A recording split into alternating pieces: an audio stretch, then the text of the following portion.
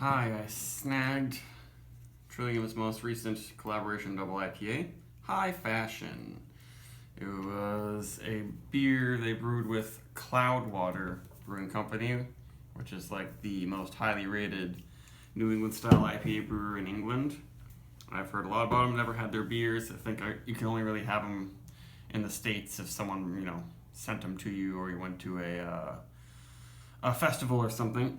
But this one is one of Trillium's most potent double IPAs in terms of ABV and hoppiness. They use over 6 pounds per barrel for the dry hop with this one, and it's 9% alcohol.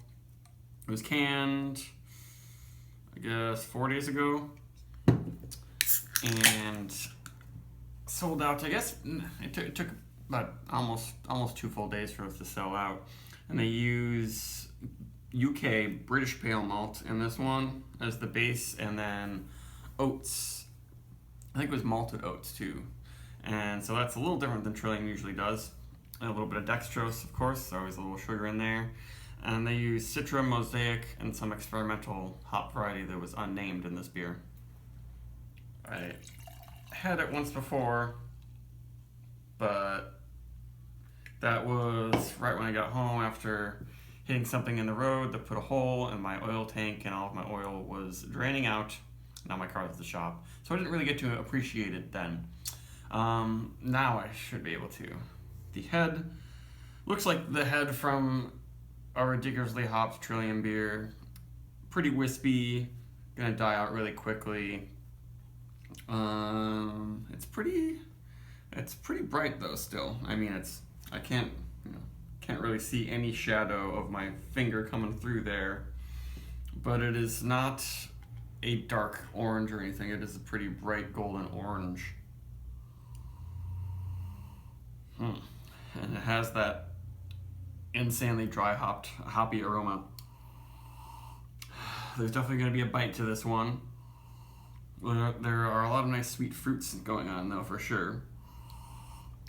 But it will have some bitterness and some burn in the back of the throat. But it smells like honey, pina colada, pineapple, coconut, orange, some ruby red grapefruit. They didn't say that they dry hop this in particular, but it's a pretty strong aroma. And it just has that hoppy edge that clues you in that it's going to be a little bit bitter on the palate, unlike their most recent deciduous double wheat IPA that I had. That I could tell when I smelled it that it was just going to be sweet and fruity, and there was not much of a bite to it all. They did not use as much of hops as this beer, for sure. I'm surprised they didn't charge more for this one, because I can tell it's just like packed full.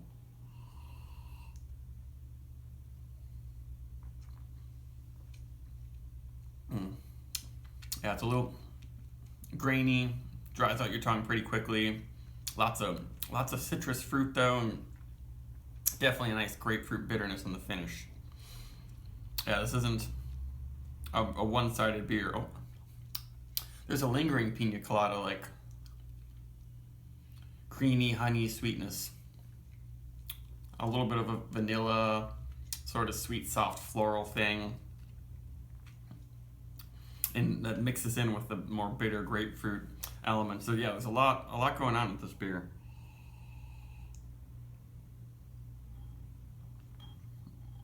It doesn't have too much of a dank salad-like thing going on, but I'll probably get that when it warms up a little bit.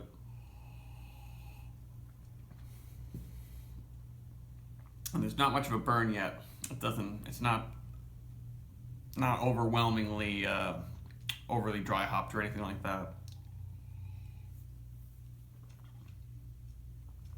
But it is slightly reminiscent of Headroom, I would say. But the more malt going on in here, and the oats, I don't know, it does something. I guess it makes it seem, it has a vaguely malty grain sort of flavor to it. The oats make it seem a little bit lighter, perhaps, even though it is 9% alcohol. The body isn't huge. I guess maybe I should say the oats makes it, the maltiness seem a little less toasty and lighter, and kind of like Cheerios. That's sort of a Honey Nut Cheerios thing going on. It's not, it doesn't seem syrupy or anything like that, I guess.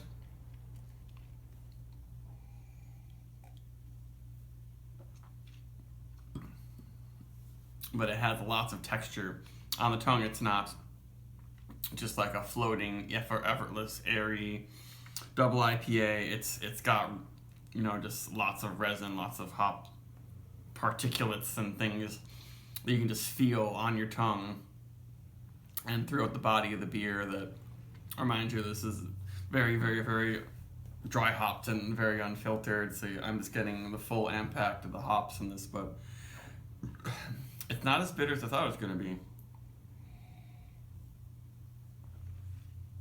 It is punchy though, as they said in their description of this on the Trillium website. And it's a little rough on the edges, I guess, a little bit on the edges of my tongue. It's got that really just like kind of too, I guess it's leafy in a way. It's a green character. It's just like a ridiculously hoppy character, but it's not. It's right on the edge of being vegetal. It's just like maybe over brewed tea a little bit. It seems tannic almost, but it's not exactly tannic. It just has a lot of qualities that just smack you in the face a little bit, whereas their deciduous this year had none of that. It was just all sweet fruit. And that one was a little bit syrupy. That was lower alcohol. It was only 8%. This one's 9%, but I'm not getting much booze. The booze is probably helping to make it even more punchy. But now I feel like I'm tasting almost a minerally gypsum-y type thing. And I don't know. With these Trillium beers, I might like the milder IPAs, especially the milder double IPAs more. These ones that just have a crazy dry hop just seem to bring out like the added sulfates and chlorides and things that they put in these beers, or at least make me think about them and notice them more.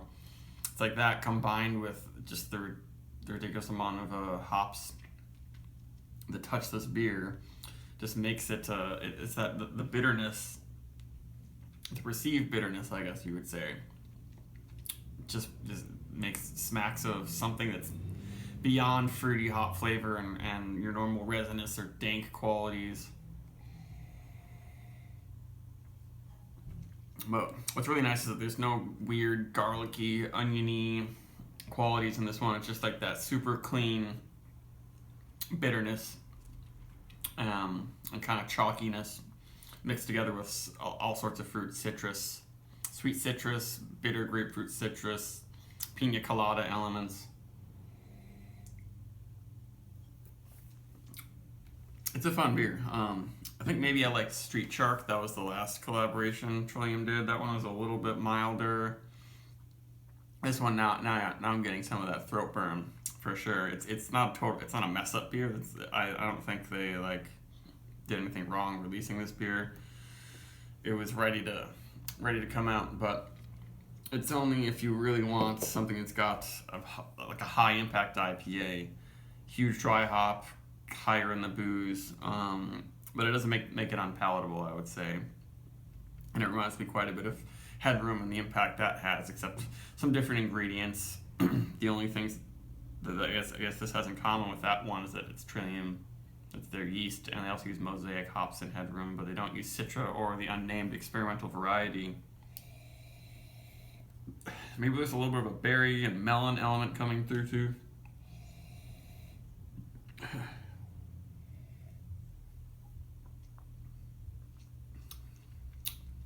Not quite.